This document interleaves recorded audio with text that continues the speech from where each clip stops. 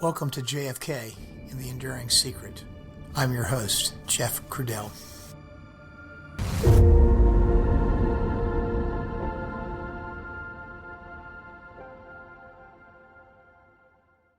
Hello, everyone, and welcome back to the podcast. Today's episode 9 is about Abraham Zapruder and the Zapruder film. There's too much about this film to talk about in one episode, so we'll take several episodes to go through it. The Zapruder film is not the only piece of cinematic or photographic evidence taken that day that was significant. We'll talk in later episodes about the others. As I have said in prior episodes, there was no eyewitnesses that saw anybody pull the trigger that day in Dallas. As a result, this case evolved very quickly into an analysis of the forensics and circumstances.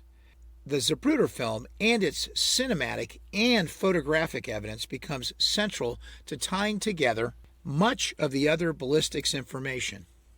I say both cinematic and photographic evidence because movies are a collection of single photographic frames shown so quickly that the eye is fooled into seeing a continuous flow of motion between them.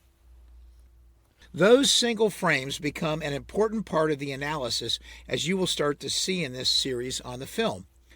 But what would this case be if it weren't full of complications in that respect? And that's the case even with the Zapruder film. Keep in mind what we talked about in episode 7 and the evaluation of evidence and circumstances as you begin to hear all those complications in this multi-part series on the Zapruder film.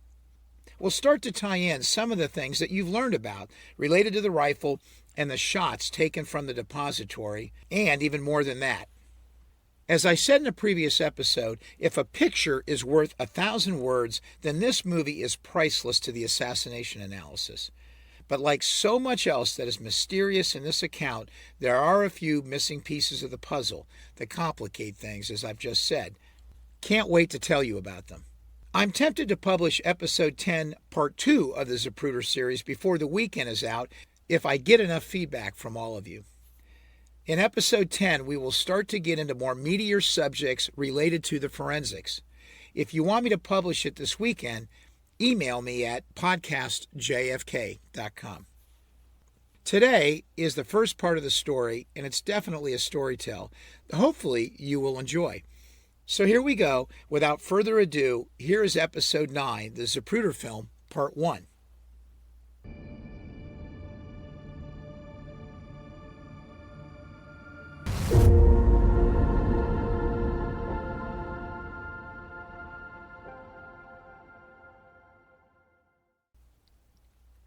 At the time of the assassination, Abraham Zapruder was a 58-year-old businessman living in Dallas.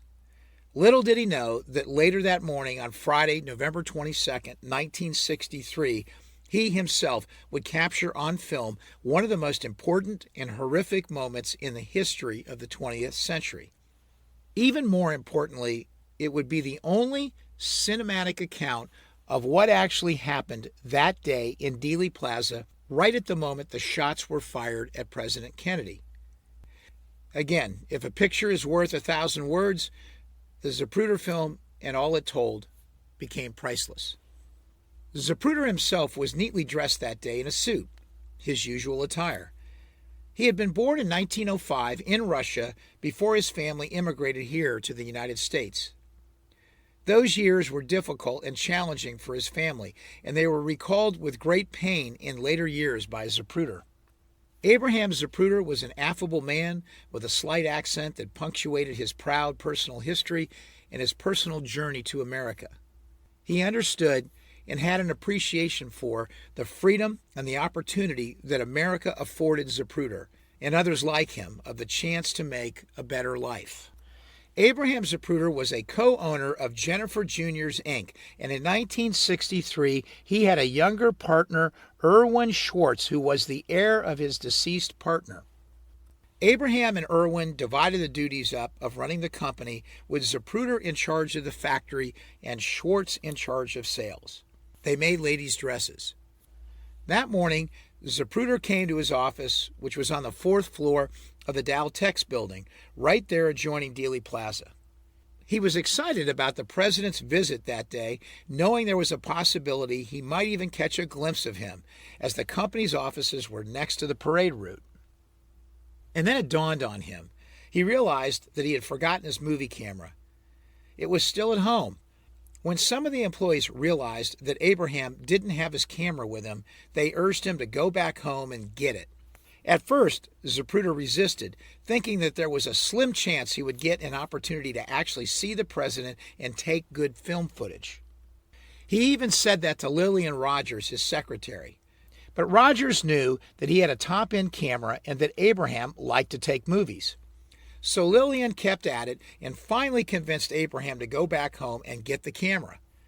Around 10 a.m., Zapruder got into his car and drove the 7 miles back to his house in the suburbs of Dallas. This dressmaker, who liked to take pictures, was an avid amateur with his movie camera. Abraham arrived back home, located the camera, and started heading back to the office with his 8mm Director Series Bell & Howell movie camera in hand. It was equipped with a zoom telescopic lens. For those familiar with camera equipment, the zoom was a minimal range from 9 to 27 millimeters, but the f-stop rating on the lens was reasonably fast at 1.8.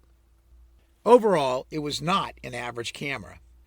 We're thankful for that today. It's hard to imagine now how a camera operated in those days.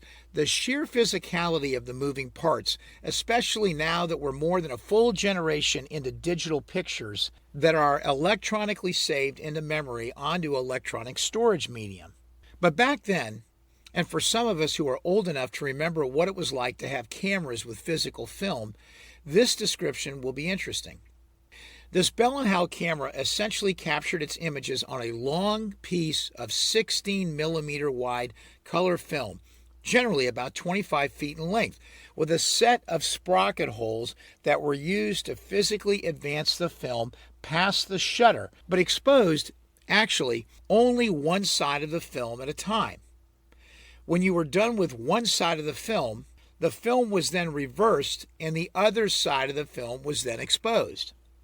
Once the roll was completely used up, the standard procedure was to take the exposed film out and provide the film to a photo lab, which then, using a precision cutting process to split the film right down the middle, thereby creating two pieces of standard 8mm film with sprockets on one side, which were then joined together to make one long, continuous 8mm film.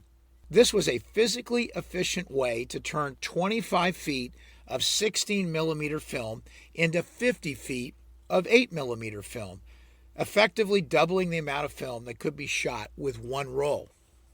Zapruder grabbed the camera that morning, knowing that the film in the camera had already been used previously to record a bit of activity related to his grandchildren as he watched them play. He knew it wasn't a full roll of film, but he didn't know exactly how much was left. Later, that would play into the way he filmed the scene at Dealey Plaza. Some authors have indicated that it was a popular Kodachrome 2 safety film. I know that film well. I used to use it in my own still Nikon camera in the 70s and 80s.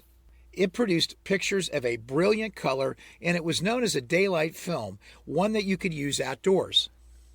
At first, Zapruder decided that he would simply film the parade from the window of his offices on the 4th floor of the Dow Tex building. He soon realized, as he pointed the camera out the window, that he wasn't going to get the best shot that way. As he later told the Warren Commission, around noon he headed down to the plaza in order to find a good spot to start filming. As he walked out of the Dow Tex building, he made his way up onto that slightly elevated area on the north side of Dealey Plaza. Now we know it as the grassy knoll, but it wasn't known as that then. As a side note, Merriman Smith, around 25 minutes after the assassination took place, wired information as part of a UPI dispatch describing that area as the grassy knoll. That area has been referred to as the grassy knoll ever since that communication marked it in history as such.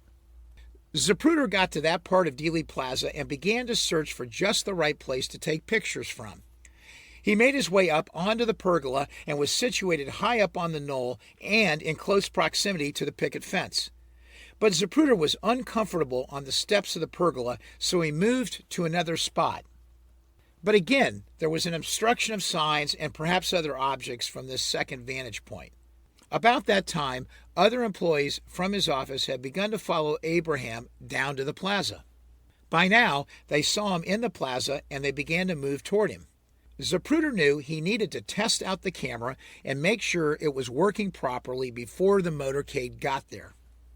He tested the camera by filming a few frames of his office receptionist, Marilyn Sitzman, who was, by that time, walking up the grassy knoll to join Mr. Zapruder. Abraham took a little bit more film, capturing a couple more people on the nearby bench, including Beatrice Hester, one of his payroll clerks, and her husband. As he explained in the Warren Commission report about this sequence of events, he said, "I was shooting some of the pictures to start my role from the beginning. I didn't want to have a blank." Still unsettled about exactly where to take the pictures from, he mentioned this to Marilyn Sitzman. Marilyn suggested that he stand on a small concrete structure that was slightly elevated and flat on the grassy knoll. Because it was flat and it was elevated, it was definitely a better place than trying to steady himself on the side of the hill. There was only one problem. You see, Zapruder suffered from vertigo, and he was generally hesitant to step up on anything elevated or awkward, including this concrete structure. But it was better than the pergola steps or trying to steady himself on the side of the hill. Marilyn knew it would be a good place to film from, and she coaxed him up onto the concrete platform. She said she would hold on to his coat while he was taking pictures in order to ensure that he was steady. Zapruder knew it would offer a great spot to take the movie from, and so he climbed up and got himself ready. Marilyn followed, and they both made their way up onto this 4-foot-high pillar that elevated them above the crowd and gave them a great vantage point as the motorcade began to turn left off of Houston and then began its slow ride directly in front of them down Elm Street. Sitzman was right there, behind him, holding onto his coat and keeping the cameraman steady. That would ultimately prove to be an important point, as the frightening sound of shots ringing out did not result in a camera being jarred. The picture was amazingly steady. The steady hand of Abraham Zapruder and his Bell & Howell 8mm Director Series movie camera captured these horrific moments in perfect cinematic detail. Eventually, for all the world to see. Thank you for listening to Episode 9 of JFK, The Enduring Secret.